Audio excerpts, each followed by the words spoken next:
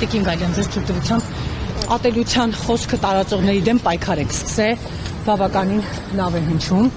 այդ պայքարը, բայց ուզում եմ Տիկին նախարար դուք անձամբ ասեք, ոնց եք տարբերելու խոսքի ազատությունը ատելության խոսքին։ Ատելության խոսքի ձեր ցույցությամբ մի օրինակ ասեմ։ Ես հիմա քննադատում եմ ձեզ, որպես Հայաստանի Հանրապետության արտադրության նախարար, նշելով, որ մեր երկրում, օրինակ ձեր արտադրության նախարար եղած ժամանակահատվածում արդարադատություն չկա։ Ինչու՞։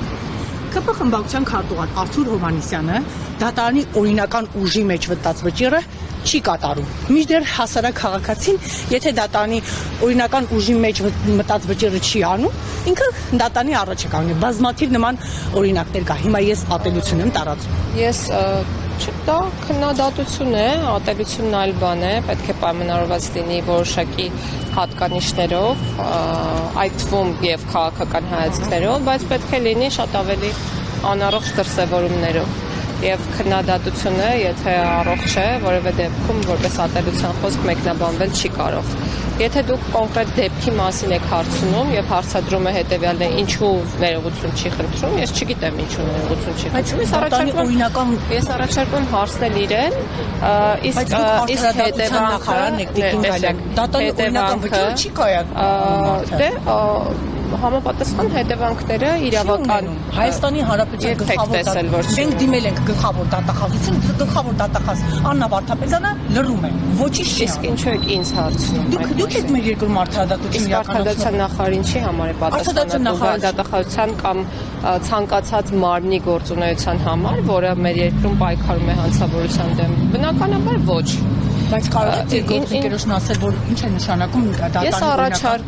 Ես առաջարկում եմ նախ տարանջատել մեր մարմինների, պետական մարմինների գործառույթները եւ հարցերը մարմինների ղեկավարներին ուղղել ըստ այդ մարմինների կողմից իրականացվող լիազորությունների, որպեսզի հասարակության աչքերում ընկալումը շատ ճիշտ լինի եւ խեղաթյուրված չլինի պատկերը։ Երկրորդ, այս դեպքով եւ որևէ դեպքով ես իրական բացառում եմ դատական ակտերի չկատարումը եւ յուրաքանչյուր դեպքում պետք է հետևանք ունենա։ Խոսքի ատելությունը, այդ սահմանը ազատ խոսքի մի շատ նուրբ է, բայց այդ մասին այս պահին չեմ խոսի, ինչու, որովհետև նախագիծը պաշտոնապես շրջանառված չէ, հենց պաշտոնապես շրջանառվի, կխոսեմ այն հասկացությունների եւ բնորոշումների մասին, որոնք տրված են իրավական ակտի համապատասխան նախագծում։ Սա գրաքննություն չէ Տիկին Գալյան, այսինքն ոչ մեկ չխոսի Տիկին Գալյանի 8 միլիոն ենթադրյալ ինչի մասին է խոսքը,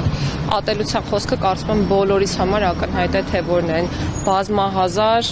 անեծքները եւ հայհոյանքները պայմանավորված մարդկանց որևէ հատկանիշով, ես կրկնում եմ, սեռով, կրոնական համոզմունքով, քաղաքական հայացքներով, նույնիսկ աչքերի կապույտ գույնով, ես մի քիչ ծայրահեղացնելով եմ ասում։ Իհարկե անթույլատրելի է եւ կարծում եմ ձեզ համար էլ է անթույլատրելի եւ կարծում եմ ժողովրդի համար էլ է անթույլատրելի եւ միջազգային հանրության համար էլ է անթույլատրելի եւ մի շարք միջազգային փաստաթղթեր նաեւ մեզ պարտադրում են ունենալ ատելության խոսքի դեմ պայքարող այնպիսի գործուն մեխանիզմներ, որոնք կհաջողեն։ Ընդ որում այդ գործուն մեխանիզմների բովանդակությունը պետք է սահմանվի համապատասխան իրավական ակտերով եւ մենք տարիներ շարունակ փորձում ենք մտածել այդպիսի մեխանիզմ վարչական պատասխանատվության կամ քաղաքացիական պատասխանատվության տեսքով, որը կլինի համաչափ եւ չի ոտնահարի որևէ մեկի ոչ խոսելու իրավունքը, ոչ էլ որևէ այլ իրավունք։ Միջազգային գործընկերներ այս նախագծի մասով գնահատական տվեն են խոսել եք։ Դեռ ոչ, ես կրկնում եմ, նախագիծը դեռ շրջանառված չէ, ներքին քննարկումների փուլում է գտնվում, բայց անպայման իրենց հետ էլ կկոմունիկացնենք։